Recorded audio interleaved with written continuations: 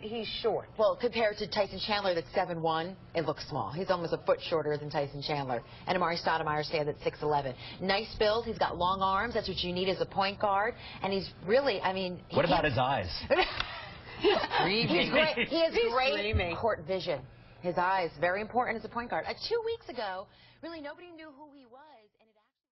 Born into a Taiwanese American family, Jeremy Lin grew up in Palo Alto, California, in a predominantly white and wealthy community. Surrounded by endless opportunities, Lin found his love for basketball at a young age when his father would teach him and his brothers the game. However, Lin soon faced a problem due to misconceptions about Asian Americans. Coaches and scouts had predetermined expectations that excluded him from future opportunities he deserved. During his senior year, Lin would lead his high school basketball team to a state championship while averaging 15 points, 7 assists, 6 rebounds, and 5 steals. He was named first team All-State and Northern California Division II Player of the Year. Despite his performance, he received no athletic scholarship offers from major Division I programs. Instead, he was largely overlooked by college recruiters. Part of this came from a long-standing stereotype about Asian American athletes. Coaches and scouts often assumed that Asian players were not athletic, not as physical, and not suited for high-level basketball competition. These assumptions weren't based on Lin's ability, but on expectation. Rex Walters, a retired NBA player and University of San Francisco men's basketball coach, said this about the recruiting process. Most colleges start recruiting a guy in the first 5 minutes they see him because he runs really fast, jumps really high, does the quick and easy things to evaluate. Because of this, Lin had to go the extra mile, sending in his resume and highlights to every Ivy League school. And going the Ivy League route, he would give up his chances at a scholarship, as Ivy League schools didn't give people who played sports scholarships. Out of all those schools, Lin received 2 offers from Harvard and Brown, ultimately choosing Harvard. While attending Harvard, Lin continued to prove himself on the court. He wasn't just a role player, he became one of the best players in the Ivy League. Known for his scoring, court vision, and leadership, Lin consistently performed at a high level and even led Harvard to one of its most successful seasons in program history. While playing in the Ivy League, Lin would regularly hear racist cheers such as wonton soup, sweet and sour pork, open your eyes, go back to China, orchestras on the other side of campus, or just Chinese gibberish. According to a Harvard teammate, Oliver McNally, a fellow Ivy League player once called Lin the ethnic slur that starts with a C that I will not be saying, but will be appearing again later on in the video. At the same time, media coverage often framed Lin through stereotypes. Instead of focusing purely on his skill, commentators often described him as smart, hardworking, and deceptively athletic.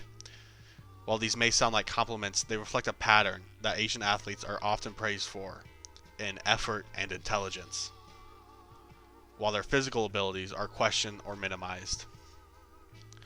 This kind of framing reinforces the idea that someone like Lin is an expectation rather than a legitimate athlete.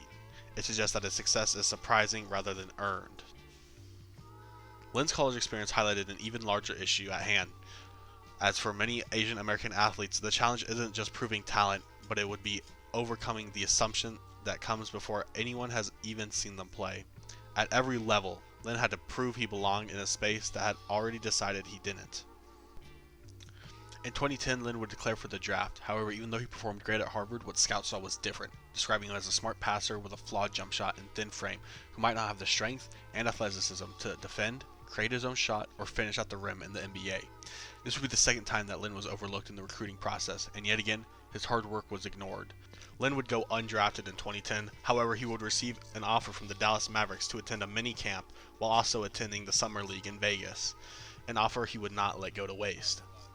It was similar to coming out of high school, just too many unknowns, and people didn't know if I could play with higher talent, and if I could, be more of a point guard and adjust to the NBA game. And so there's all these questions. Obviously, I was very disappointed. But actually, before the draft was over, Donnie Nelson gave me a call and offered me a spot on their summer league team. And so actually, I remember being pretty pissed about not getting drafted because I thought I had a decent chance throughout the workout process. But again, a blessing in disguise, and being able to use my free agency to kind of leverage some stuff. And my agent, Roger Montgomery, did a great job of that. And so that was just another, example of God, perfect will and his, his fingerprints all over my story and the way that he orchestrated and everything and put the pieces together. And so, just very grateful, very blessed. However, in his second season in the NBA, everything was going to change. Before the 2011 season, Lin worked on his jump shot and strength, putting on 15 pounds of muscle and increasing his vertical.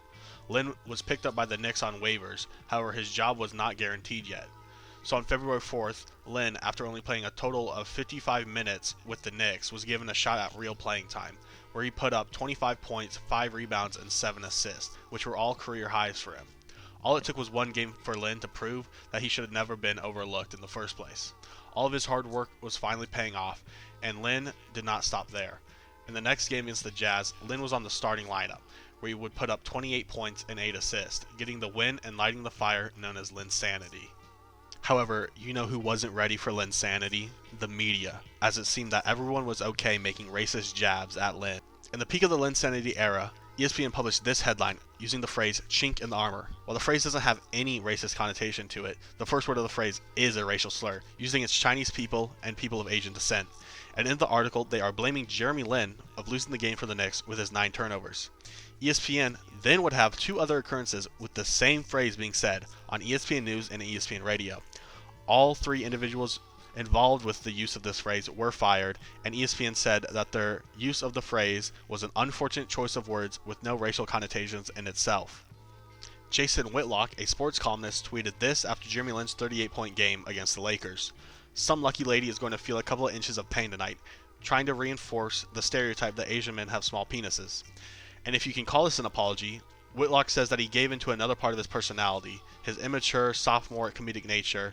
"It's been with me since birth, a gift from my mother, and honed as a child listening to my godmother's Richard Pryor albums."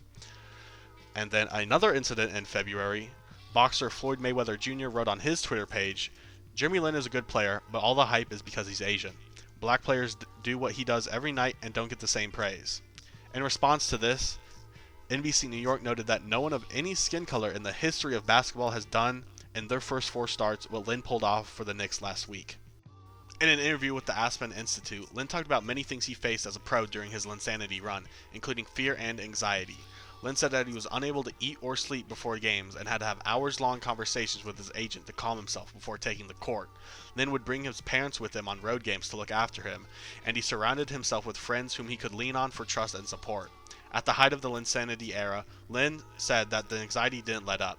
He was anxious because he wanted to be who everybody else wanted him to be, a megastar who came onto the scene and just broke all these records. Lin went on to talk about the racism he faced as an Asian basketball player, saying, "I never walked onto the court and thought I'm just like one of these guys. It's always, that's the Asian basketball player." Lin couldn't trust anybody and thought everybody was out to get him. Lin thought he had to go and earn everybody's respect. In 2017, former NBA player Kenyon Martin criticized Jeremy Lin for wearing dreadlocks, stating on Instagram that Lin was trying to be black and needed to be reminded that his last name is Lin. Lin responded, noting that he appreciated having dreadlocks just as Martin had Chinese tattoos, promoting cross-culture respect. Martin later apologized and the two reconciled. To pit us against each other, like I won versus Kenyon Martin winning, like I don't think that's the right way to go about it. Like it's not really about winning or losing. Like the whole point is that like we're trying to be unified. So I feel like even sometimes when people come to me and say, "Oh man, like you embarrassed him," or whatever, it's like, dude, that's not what it's about, right? Like that's not the whole point of this discussion is to pit it into two sides and see who wins. Like the whole point is that we all have to get on the same page, and I think like we need to have people stop going on his page and saying racist things to him too. Like that's not okay. So that's what I would say is, at the end of the day, we all have to be able to, like, kind of what I said in my article, right? Like we just need to spend a little bit more time thinking about what we say, thinking about what it's like to be somebody else. Like at the end of the day, he said what he said, but I'm not really that offended. Like if that's how he thinks, that's how he thinks. But my job is still to be gracious, loving, and whatever. And I think if I can, just share with him a little bit of my side, I think the next time maybe he'll have a different viewpoint. He might have a different viewpoint in a week, but not if my whole fan base comes behind and just starts calling him like I didn't see, but I heard like people were saying like the N-word on his page and stuff. It's just like that's not what I stand for at all, and I hope that's not and that's not really helping us move in the direction that we want to move in. And I think both sides need to come together, and then I think, like I said in my comment, as minorities, it's like if we are able to appreciate, like if Asians are able to be passionate about issues that aren't just related to Asians, if African Americans are able to be passionate about issues that aren't just related to African Americans, I think we'll start to see something big happen. And I think we'll be able to, like I said, influence mainstream society, and I think that's the ultimate goal. But all this pitting me against him, or whatever, like anything that creates that division, I don't really stand for. So that's basically all I had to say. Sorry I was so. While the Linsanity era only lasted a couple of weeks, his legacy on the game will forever be cemented in NBA history. While his story is often remembered as an underdog triumph, that version leaves out something important. His journey wasn't just about hard work and perseverance. It was about navigating a system where he was constantly underestimated, overlooked, and at times openly disrespected because of his race. From being ignored by college recruiters to going undrafted, to facing stereotypes and racist headlines at the height of his success, Lin's experience reflects a larger reality for many Asian Americans. Even in moments of visibility, that visibility can come with scrutiny, bias, and the pressure of representing an entire community. Linsanity wasn't just a sports phenomenon, it was a moment that forced people to confront their assumptions. It challenged the idea of who belongs in spaces like the NBA. It also showed that representation alone isn't enough. True change requires questioning the system and stereotypes that made Lin's success seem so unlikely in the first place. Jeremy Lin didn't just change the game, he changed the conversation.